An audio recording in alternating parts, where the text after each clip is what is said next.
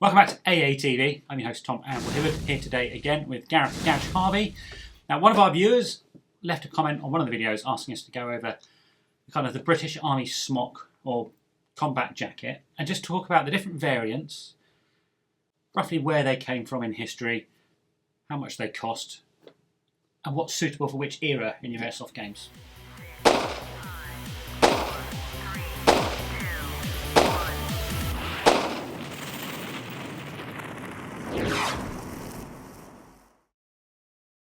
I'd like to introduce you to our new glamorous assistant, Debbie. Fantastic.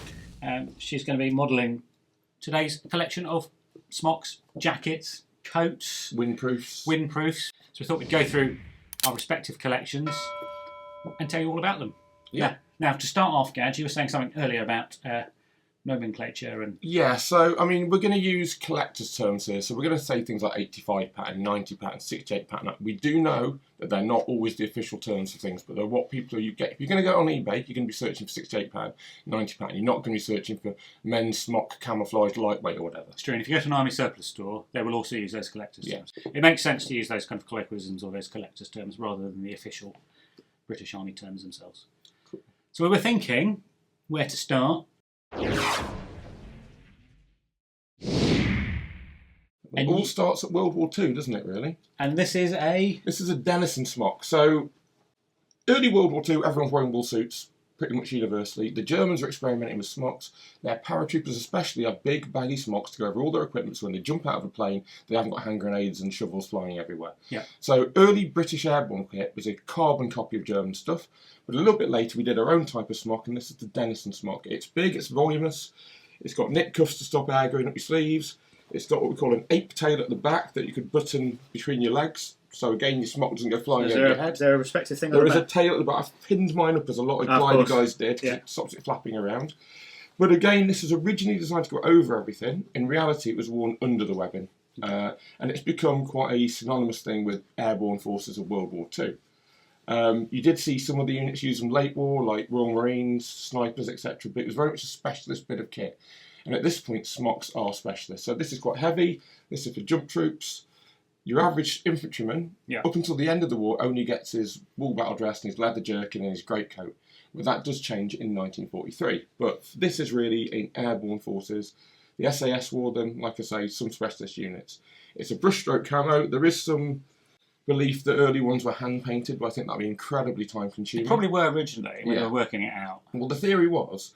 One of the wilder theories I've read is that the hand put on dyes could be washed out. So if you were like SOE or a paratrooper surrounded by enemy lines, you could wash it out to a normal beige or mustard and disguise yourself as a French peasant. You have to get a beret and a baguette. Does seem a bit unlikely, if you ask me, but that's one of the theories that's banded around. Yeah. So now these original, this isn't an original. No, it's a fairly good repro. The originals are getting insanely expensive. Multiple thousands of pounds. Thousands of pounds. Yeah. So don't go looking for an original. Where would you go for a good repro? This is a G-Max or Military Tours one, I think. It's about £300. However, recently, Soldier Fortune, I know we name dropped them a lot, have done a very good DENISON copy for about £100. Which is originally made by a company called Ranger Camp, but I think they've rebranded them. So we have no affiliation with Soldier Fortune. It's just some of that's just good. They're just the biggest supplier of reenactors gear in the UK. Yeah. Totally. Is that safe to say? That they're well stocked. And some of the stuff is spot on. I actually like their DENISON smocks. And also for airsoft, again, we are actually going to be rolling around and getting it dirty and ripping stuff. Exactly. So generally a good idea. And again, DENISON smocks at the time, you only ever saw rank on them. Parachute wings as well. Yeah. But you won't see regimental titles. A lot of people like to deck them out for World War II. All sorts of stuff done. They were literally workwear. Okay, okay. So you treat it as it's an over smock. It literally goes over the wool uniform, not instead of over. Protect your... Yeah. Obviously, for airsofters, as we talked about in our air landing troops loadout video, for airsoffting, you can just wear a vest or a t-shirt underneath it to stop yourself boiling. So, distinctive features of these usually are a half zip. Yeah. Later ones and some officers' ones were converted to have a full zip. You've got these pockets with newly pressed studs fastening. We've got the ape tail we mentioned earlier. You've got your wool neck cuffs, and you've got a sort of serge, sort of wool type collar liner. Yeah. Is there a little pocket on the inside? Yeah, there's a pocket on the inside as well. You do see a lot of variation in these. Some officers had privately custom tailored ones. Yeah. There's a make of smock that's very similar called a Windac, or I think it's a Windac. You'll have to correct me if I'm wrong there. And Again, they're super rare, real ones. But if you want to do a World War II airborne, marine or sniper thing, this is a perfect sort of smock to get. Like I say, you can get them from about 100 to about £400, depending on what quality of repro you want. And we really would recommend going for a repro at this point, unless you're like completely made of money. But also the originals are really worn and faded. And bear in mind, these have been 3 years old at most by the end of World War II, and they've been issued for operations. You tear it up, they'd issue a new one. You wouldn't have one that was hanging to bits, faded out, and like minty green. Yeah, exactly. Okay, so that's the airborne DENISON Smock from World War II, and we'll move on to another camouflage bit of kit from World War II next.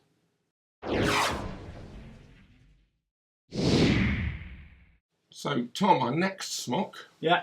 And again, these weren't a general issue. They're issued at divisional level. So the 52nd Lowland Division got them at the end of World War II in the last winter. What theatre was that? In Europe. This is what's called the Smock from the Windproof suit. It came with a matching pair of trousers. It's a similar pattern of camouflage to the Denison. It's a brushstroke appeal. They also came in green, white for winter, and a tan sort of sandy shade, which oddly was still being used in the Gulf War. Is that the ones that kind of Bravo 20? Yeah, they got old sand windproof smock suits from out of stores because we didn't have any proper smocks for the desert. There was no desert kit, yeah, and they were quite early. So these are sometimes called SAS smocks because a lot of the SAS guys liked them and wore them over their uniforms or instead of. Yeah. It's much lighter than the Denison, but the reality is it was a general winter issue. Even the ATS girls who were attached to the Lowland Division would have got them. Unlike the Denison, it's got a hood. There's no zip. No, it's all... I'm sure people got them tailored. Yeah, well, later ones, you see these being worn by people like SBS up until the 70s, and they've quite often got zips put in. French Foreign Legion wore them in Indochina in the first sort of Vietnam War. Oh, okay. So again, they were retailored. So that's a good option if you're looking at that kind of era. Exactly. If you're doing like the MBN Few or anything like those Airsoft games, perfectly fine to wear these. This is a repro again from a company called Panzerfaust, who don't make them anymore, but there are other repro companies. Originals are getting really, really rare, and because they're quite thin, they don't wear that well either, to be honest. Yep. So I'll say matching suit of this, went over the wool battle dress. Usually you just see the jacket being worn. You very rarely see people wearing the trousers as well. The trousers are huge. Just if you're able to pull them over your boots, and they're fastened up with a draw cord at the top. But again, like the Denison, this was given to people who needed it for a job. Okay. It's not a generic universal item. You'll notice I had to take the sleeves down because this particular make of repro are really short in sleeves. It's quite common. Yeah. People don't put enough on the sleeve. Yeah, so I had to basically take them down to the very minimum. So we've got a hood, integrated hood, which is different from the Denison. Yeah. Just very, very simple with the button sleeves. We've got the 4 baggy pockets. There's no bellow. There's a little bellow on this one, but there's nothing. No bellows. And button pockets rather than presters that you get on the Denison. There's nothing on the arms. I'm just doing this because this will be a comparison with later stuff. That's really interesting. So these, again, great for doing World War II if you're doing late war. You won't see them before the winter of 44, really. They were around from 43 and the plain coloured ones rather than camouflage, but it's a very much a last winter of the war type thing. But again, as I said, you see guys in Oman and the SAS wearing these. Okay. You see Royal Marines and SBS wearing them up through the 60s and 70s, so it's fairly good for Cold War. Yeah. If you're doing early sort of Cold War rather than the late 80s stuff that a lot of guys do. You're saying the French in Indochina. Yeah, French in Indochina. It's a fairly versatile smock, to be honest. It's a really good one to go for, isn't it? I've actually worn that as a dog walking smock. It's actually quite comfortable and it actually works as a windproof smock. Yeah. Excellent. So let's move on to the first generally issued camouflage piece of garment. Okay, let's do that.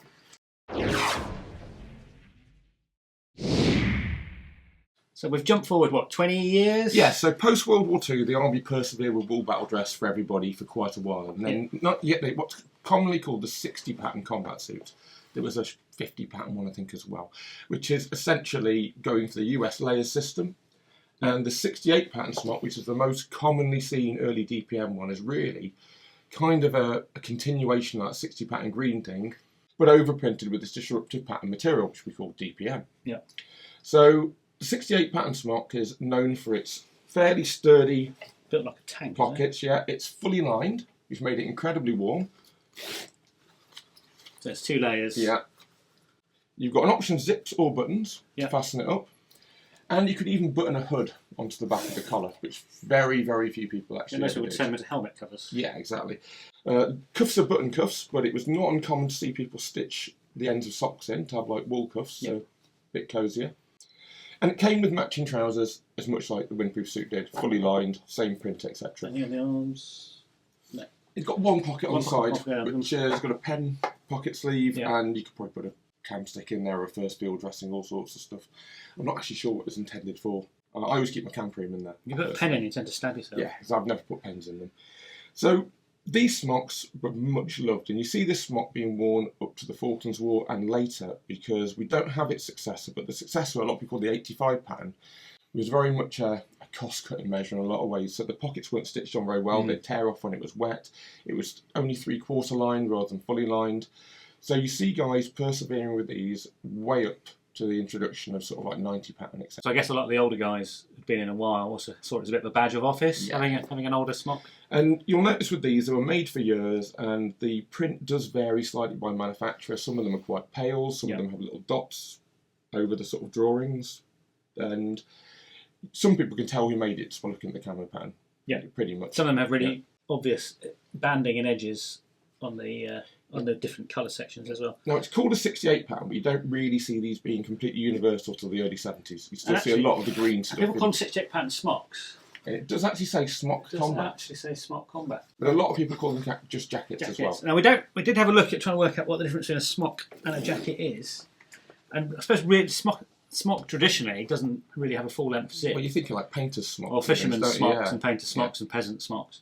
It just seems to, in the British Army, smock seems to have turned into a colloquial term for that overall combat jacket. Yeah, people call them all the time.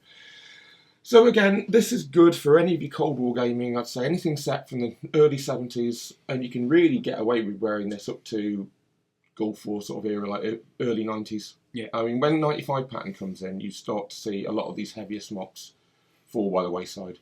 So, as we said, we don't have them with us today, but this smock is fairly typical of a British Army combat smock up until the mid-90s. The later one was the horrible 85 pattern that no one really liked, and then just before Soldier 95 comes out, there's a 90 pattern one, which is quite similar in its heaviness, but has two zipped chest pockets. It's quite has that ripstop material as well. They're later than that. The early 90 patterns ones were very, very similar in weight to this. Now these are getting quite hard to find, original in good condition. Especially in good sizes. In big sizes, anything more than like a small gets really, really difficult. However, What Price Glory doing good repros. I've just started doing a really good repro. Certainly good enough for reenacting, which means it's absolutely good enough for Airsoft at a good cost, and the fabric looks great. I mean, these go in 9 standard sizes, and then there is an outsize, etc. But size 1, an original, cost you about 15 to 30 quid, and it's great if you're a child. If you're lucky. Yeah, I take it. This is a size 4, and I'm 6'2" and relatively svelte. But a size 9, you used to be looking like 150, 200 pounds. You can't get them now. So I think realistically, if you really want a 68 and you're not like built like a small boy, I think it's now What Price Glory for the repros is the way to go.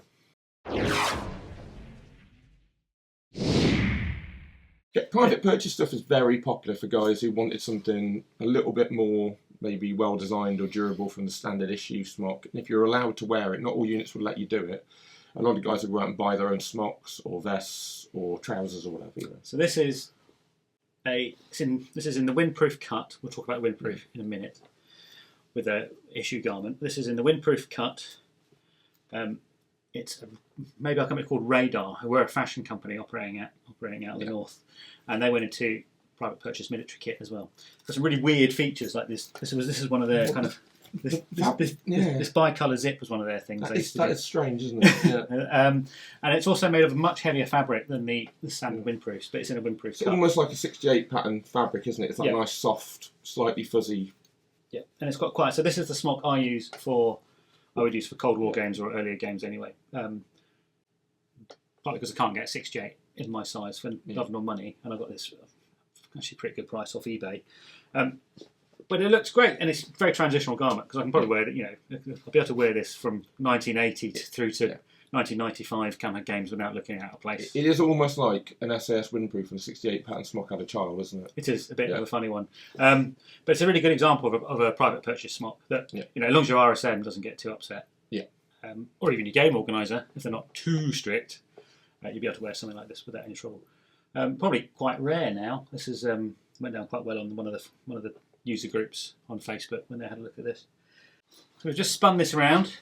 This is a little field mod we did actually. I had an old Tropic shirt that was too small for me. So we took the epaulets off and my partner Joe sewed them in. So when you roll your hood, so I can roll my hood up nice and tidy, and we've got a little bit of elastic on there as well. So just a little tidy kind of soldier fix modification. I copied this off another Smock I got, and I thought that's a really nice idea. Good idea, yeah. We'll put that on mine. I thought we'd show this just as an interesting example of a completely private purchase Smock. It's never been issued, but it looks like it would have been. Cool. And the owner even left me a little... a grenade ring for when you've got gloved hands or cold hands. Yeah. So that's my Radar private purchase windproof style Smock.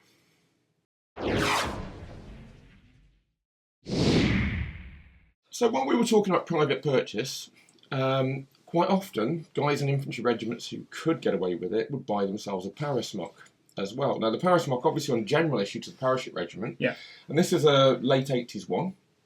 And you can see in it, though, a lot of the hallmarks of that DENISON Smock from World War II still. So we've got the 8 tail and the button-up crotch bit. You've got your knit cuffs still. Still got the poppers as well. Yeah, you still get your poppers. Difference is you've got a full-length zip. Yeah. Now, post-war DENISONs start getting... And you still don't have a hood either. Yeah. No hood, yeah. And, again, very, very hard-wearing, serviceable combat Smock. Now, I personally wouldn't have ever dared wear one when I was in an infantry unit because I'm not a paratrooper. But if you were a para, they were quite coveted. And again, you got a lot of guys who were like, I don't know, battalion snipers or other specialist tasks would use them as the basis for their own smocks. So you're making your own ghillie suit smock. I've quite often seen people use para smocks for it. Okay. So these come at a bit of a premium. Yeah, I was very lucky. I got this from another Cold War Airsofter for a song. But realistically, a good one, and especially if you're looking at an earlier dated one, you could be paying a couple of $100, I thought. Again, if you look at them, they're 3/4 lined, very much like the Windproof we'll look at in a bit. Yeah. So it's very much that concept of the jump over smock is still there. It's not as an insulating a garment. Really not changed a lot from that DENISON we looked at at the beginning. Really, very, very similar. Presteds are still made by the same people. No, you can't tell. It's usually newy Presteds on a DENISON. But very, very similar garment. You know, if this was stopped here and was made of the same print, there really wouldn't be much difference. I mean, you do see Parasmocks evolve in the camouflage print. So from DENISON to the final DPM version, there's 4 or 5 different sort of like brushstroke type patterns it goes through, and they're collectible in their own right. So some of the ones from the 50s are quite banana yellow. Okay. You see, Paras in Northern Ireland wore them quite a lot in the early 60s when people still had green smocks everywhere else. And those ones you see circa that sort of Bloody Sunday kind of period are very bright. So the Paras try to hang on to these. Yeah, they still do. They still. I think they still private purchase MTP ones. And I think you got a lot of SAS regiment guys who wear them as well because a high proportion of the SAS regiment were ex-parachute regiment. So Parasmocks again, I'd wear that for a Cold War photo shoot for one of our articles or one of our kit guys. You probably wouldn't even wear it to a game though, would you? I wouldn't wear it to a game. I'd feel a little bit uncomfortable because this is really much as a badge of office to some paratroopers as their maroon berets, etc. So I'd feel a little bit dodgy wearing it, to be honest. I keep it more as a collectible than a gaming kit. Well, something I recently sold a windproof smock that I had, which was all badged up. The Sergeant Major one? Sergeant Major one, warrant officer one, which was badged up because I just did not feel comfortable wearing that.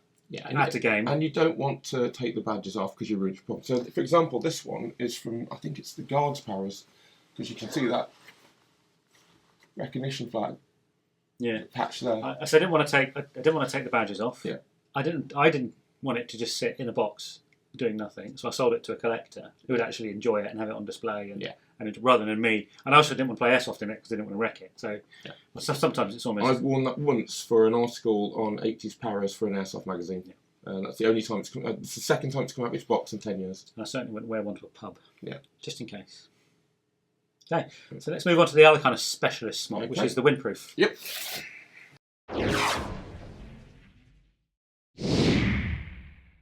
So oddly, Tom, though I said I wouldn't wear a Parasmock, I did wear this, which is... So you actually used this? This is my actual smock I used to wear on exercises in the 90s.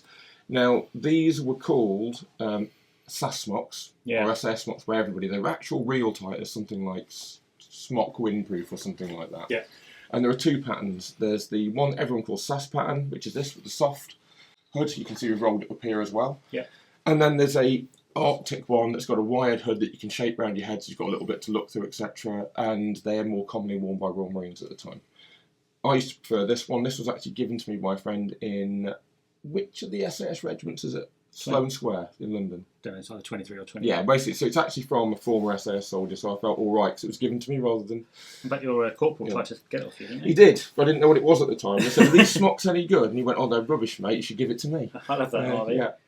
So these are. So let's talk about the differences between this and the 68, because these did, when these first came out, these were out concurrently. Yeah. So again, this was a kind of task garment. If you're doing it's a windproof suit again, so it came with trousers as well. You know, that hardly ever get used. Yep. And again, it's windproof. It's like a windproof, very tight gabardine sort of fabric. Much lighter. For those of you who don't know, it's a much lighter fabric. Now, for most airsofters, a windproof is probably, if you want a DPM kit, a DPM windproof is probably the way to go because it's much lighter and much more breathable than and they dry really fast. So back in the day, I used to wear this with a pair of tropical pattern trousers because I could run through all of Wales and get absolutely soaking wet and be dry again in an hour. Yeah. Whereas your 90 pattern smock we got issued at the time, when you were wet, you stayed wet. Yeah. So again, huge pockets for carrying stuff in these. You can get a hell of a lot in them. Massive, great big baggy pockets. There's some sort of bag-like internal pockets as well. Again, you can sort of put a grenade. I always thought these are more useful for like spare fabric than anything else. I used to put my beret in. Did you? Yeah. Again, the hood was never ever worn, so you tended to roll the hood up and then tie it with the adjuster toggles, so it stayed in place. Make a nice neat sausage. Yeah.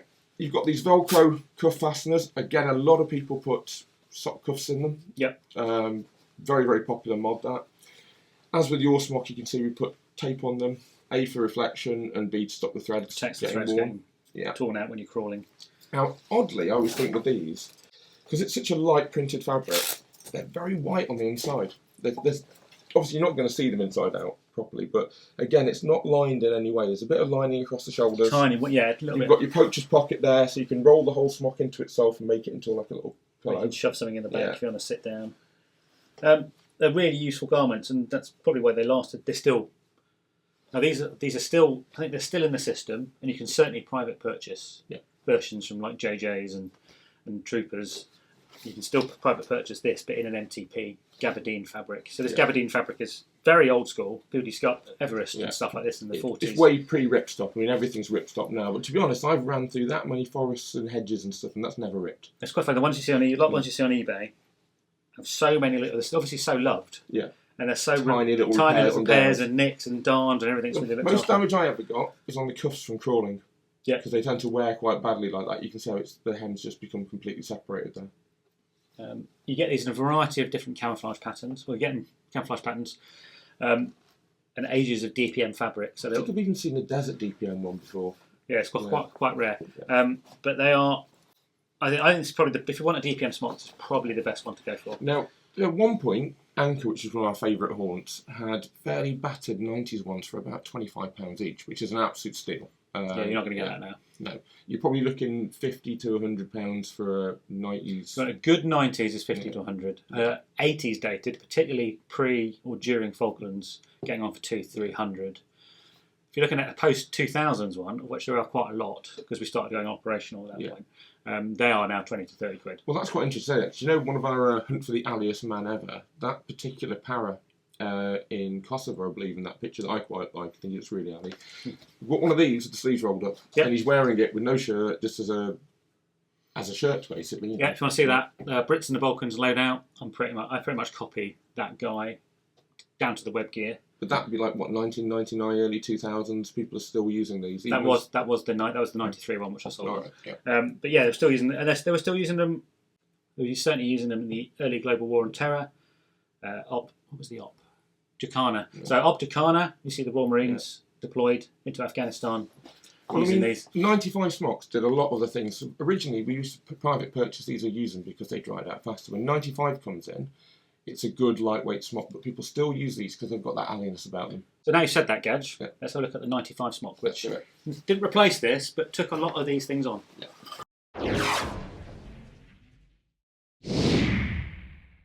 So it's probably fair to say, Tom, that before Soldier 95 comes out, a lot of stuff really wasn't that fit for purpose when it comes to actually running around forests and crawling through mud, etc. So, as we said, a lot of guys bought lighter weight drying stuff. Then Soldier 95, a lot of that private purchase starts going out of the window because all of a sudden you've got a Smock that does the job. It's quite lightweight, it's windproof, it's very much like the SAS windproof in a lot of its features. Yeah, it's a bit more fussy. Yeah. So this is what collectors would call a 95 pattern. Now this is quite a late one, it's from about 2001, 2002. Yeah. So the details and what's on the arms and the pockets, the kind of slightly does change. Broadly, this is what they issued. Now they called them all windproofs. I think probably because then every lad gets a windproof smock and they feel a bit better about it. It's probably in the same way that the 95 shirt is called a lightweight combat jacket. You try telling someone it's a combat jacket. But you've got a windproof, and it's like, but this is a so compared to the previous issue one, this is a lighter fabric. But they've retained some of the 90 pattern features. So when I mentioned those chest zips, they were on the 90 pattern, much heavier. So if you imagine this made in 68 pattern fabric, that's kind of what the 90 pattern was like. And you've got bigger pockets with bellows on. They're slightly angled Canadian buttons. Canadian buttons, that's a big change. Even the windproofs made at this time still had stitched on buttons. Maybe because once they've got the standard, they keep the standard. That's what's on the specification. But you go to these slotted Canadian buttons. It's easier to repair in the field by some idiot with a needle. So I think the version I've got, that's ripstop as well. So like I said, lots of variations as they get changed and modified. Tons of different colours and variants of DPM as well. People say DPM, there's a million different dye lots, fabric, exact fabric. Depends on the manufacturer. Yeah, exact fabric. Exact fabric went on to how old the patterns were. So you've got this Velcro edition here as well, which is quite a late thing. I know the first 95 pattern smocks we received didn't have anything like that at all because the army hadn't gone badge crazy at that point. You very rarely sewed badges on. Yeah, you know. So we've got 4 big pockets. We've got the chest pockets, which I don't really use that much. They're kind of a mat pocket really more than anything. I always think. You've got another hood. This one has an integrated button and. Oh yeah, so you can roll it. So you can roll it up without having to do some crazy complicated spaghetti with your lock cords. Internally, it's a single. It's that sort of 3/4 minimal lining. Minimal lining. Most of it's just one layer. It's not gabardine, but it is a lightweight. But you've got the camo print bleeding through, which makes it slightly less conspicuous and white than the. Well, when you're trying to dry your jacket out when you're in harbour, you don't have a load of white blood sticking out all over the place. No poacher's pocket, and you've got these internal drawstrings as well. Yeah. So a lot of the different services have different standards as to how you should wear your smocks and your combat uniform, whether it's official or unofficial. I know the Royal Marines look particularly smart a lot of the time, but they think they do. I know we've got some Royal Marines that watch, and they will blouse their smocks up, and they will use their... We used to blouse our smocks as well. And they will use these internal draw cords as well. Now these are quite useful when it gets cold, because you can almost have like different thermal zones and trap heat in different areas. The interesting thing about this, so when 95 came out, it wasn't a near skin layers principle, so you don't need to have a particularly thick smock because it came with a fleece. So it's not the thermal layer as well. So essentially you'd have a t-shirt, if you were cold you'd have a t-shirt, then the lightweight combat jacket, and then the fleece, and then your smock, and then potentially if it was wet you could have your Gore-Tex on top of that, so you could be wearing 5 or 6 layers. Yeah. As opposed to having one big thick smock layer. So again, the 60, 68 pattern type smocks, they're going back to a degree still to the idea that you're going to be in that one set of clothing all the time. Too hot in summer, too cold in winter. So still a bit more like battle dress. Yeah, very much so. We're doing layers to a degree, but not as much as Soldier 95 takes layers to its sensible conclusion. Now these are cheap, 15, 20 quid, without any trouble. In an army surplus store or online, there's still a million of them in the system and kicking around. And again, you can get them in DPM, Desert DPM, MTP, lots of different. Well, I'll show you an MTP one just now, actually. Cool.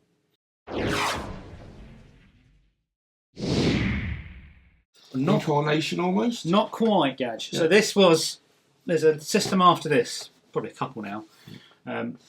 This is quite an early MTP smock, so quite soon after the introduction of MTP, and it's pretty much still on the Windproof.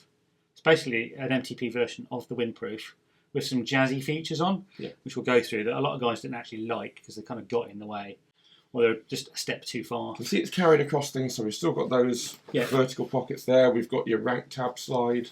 Now the pocket things are covered up. Okay. So you've got like storm flaps on everything. You've got bigger Velcro panels. Bigger Velcro panels and arm pockets. I've just got to turn it down that one just for keep it tidy. Velcro cuffs still. You can see they've adopted some of the more like soldier fixes. This one's got a compass pouch as. Is that standard? As standard, yeah. Oh, that's really good. That's not a soldier fix. So the compass pouch is standard. They've also got starting to add things like, and this came in later in this Combat 95, but you've got retention loops. Oh, for pens and things and. Well, no, lanyards. So you can lanyard everything on. So I used to have to go through the buttonhole otherwise. Yeah. This, you can see they were listening when they did it. Now this was almost a rush job. When they wanted MTP stuff for deployment, they just took the existing patterns, as you would, and just made them in MTP. And this is basically what this is.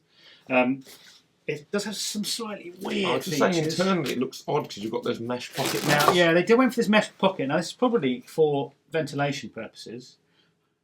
Probably drains out quite and quickly drains out well. better, though it's a real snag hazard. Yeah. So it almost even snags on. So that's going to wear really fast. And also anything sharp, anything in there is just going to punch holes straight through the mesh anyway. And then you've got fleece back lower pockets. So they keep your hands warm? Yeah, so these are hand warmer pockets, which kind of like when it's dry and it's winter, they're really nice. If it's wet though, you have a wet midriff all day. They just they fill up with water and you get wet midriff. So I think what I heard a lot of people did is they cut those out and just sewed them up. Yeah. And potentially they also. And then also this changed later on. So I think the later ones, PCS Smock, these are deleted. It's interesting. You've got some underarm vents as well. Yeah, you've got pit zips in it as well. So it's it's actually quite a. You're looking at it. Fairly well thought out. It's actually quite an advanced bit of kit, really. Yeah. Not advanced, but they've got loads of little features on it. They've obviously looked at aftermarket smocks and added a lot of the stuff to it. Probably a step too far. I think a lot of people still went and bought windproof smocks, but in MTP or. But you can see in the 50 years or so, it's come a long way from your 68-pound smock. Now this is the one I've used at Descent recently. So it's still laden with kit. Still got half a ton of things lanyarded on all over the place. And actually, for me, in the harbour area, in the CP, on the radios, it was great. Yeah. If I was going to be running around, I'd probably want to use something a bit lighter. Well, it's like we talked before. It's appropriate clothing, isn't it? You don't want to wear U-backs if you're doing a command roll behind a radio all day. No. And you're not wearing armour. With that, it's lovely for keeping all your kit together, all your notebooks, a couple of snacks. Notebooks, snacks, compass, med, hat and gloves. Brilliant. Yeah. Again, it's got that built-in stowed away hood system to keep everything nice and tidy. This does have a wire in it. This one. Yeah. So this is a wired hood. So this really does have all the kind of bells and whistles of a private purchase smock thrown at it.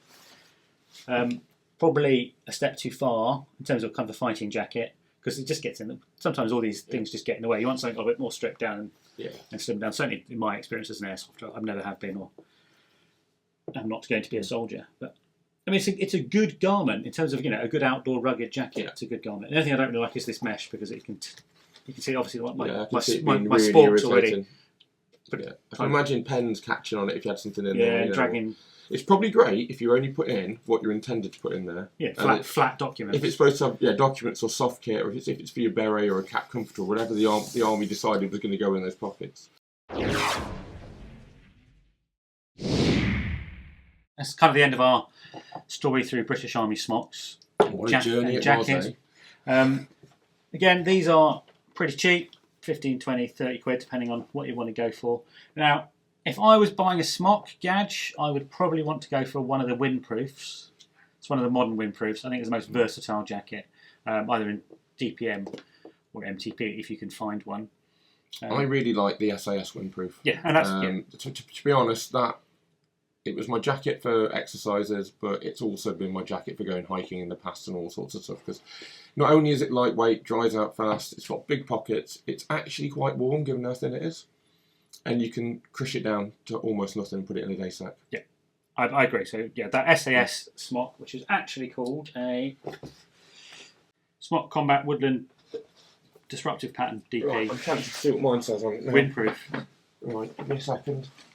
It's virtually unreadable. I don't know if you can make that out at all, Tom. No.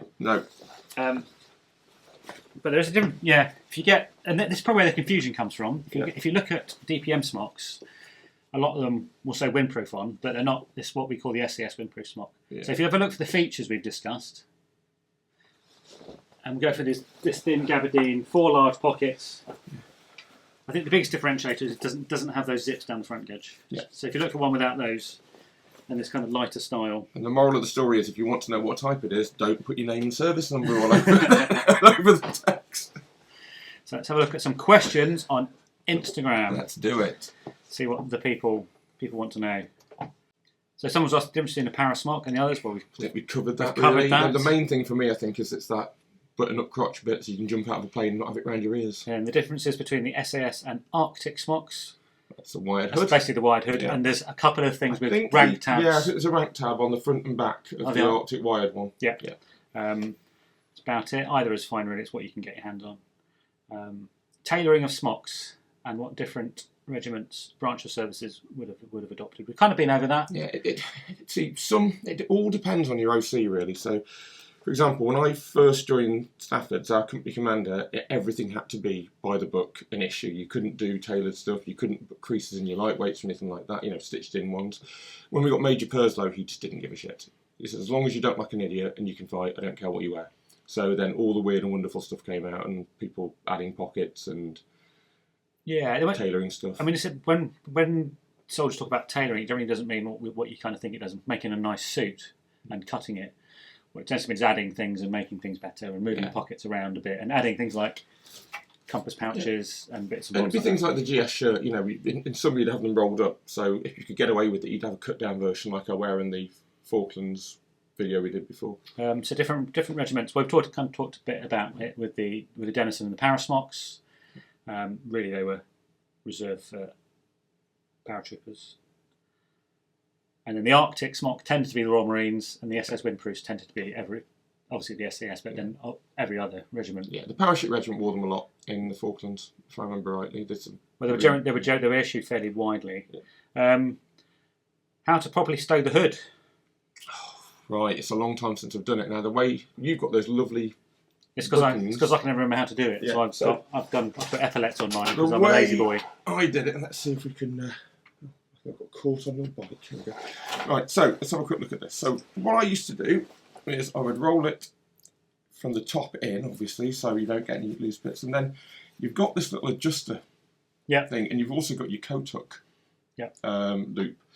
So I used to basically tie it off between the two so it vaguely stays in place. To be honest, that's not been unrolled in about 30, 40 years. So I think if I took the wires off, it would stay there forever.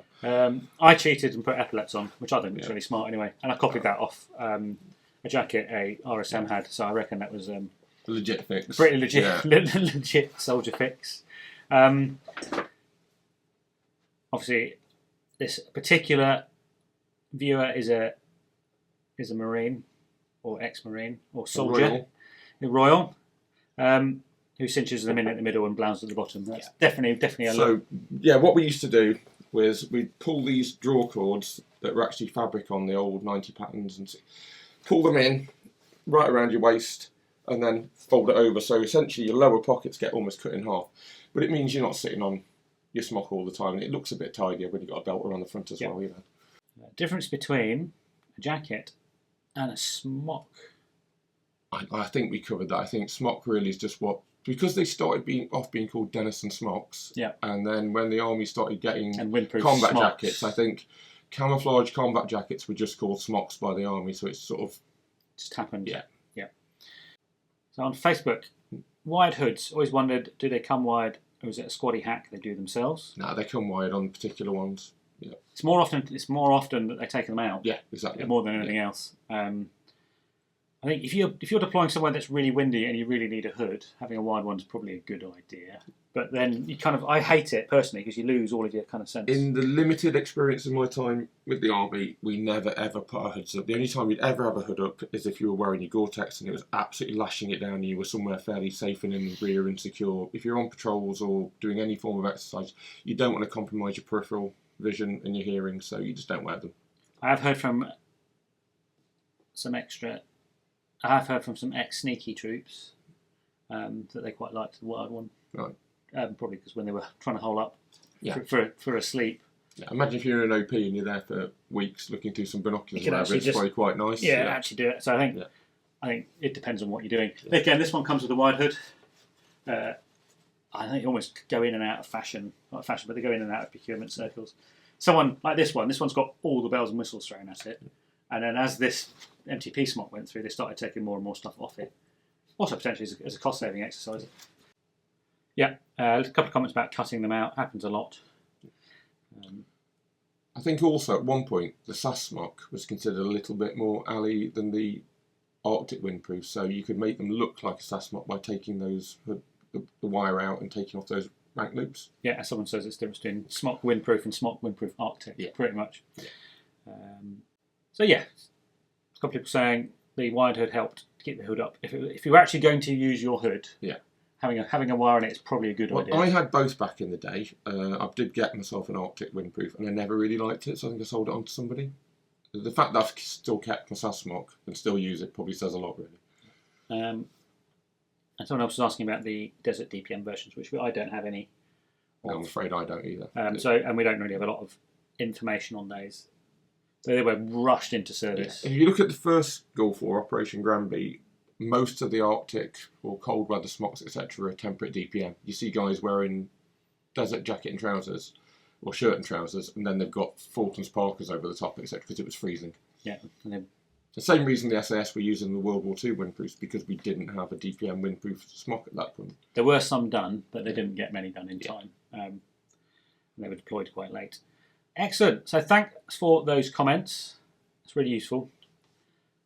And thanks to Gadge for coming in to talk about our Smock collection today. It's been a pleasure. So I hope that's useful. It will help you know what to look out for, what to buy, what features, and when you go and see a massive rack of manky green smocks, you know what the difference is between them, and also roughly how much you should be paying for them. What smock did you use when you're in service, and what kind of kit do you use now as an airsofter? Please let us know in the comments. If we've got anything wrong, please let us know.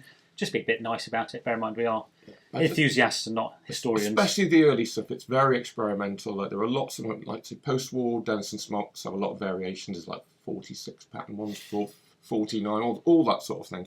So there will be certain versions that we might not have seen. There will be certain versions that we haven't covered. Yeah. So this wasn't really a history. It's more of a history of the stuff we've actually got. But again, thanks for watching. Stay safe, and we'll see you soon.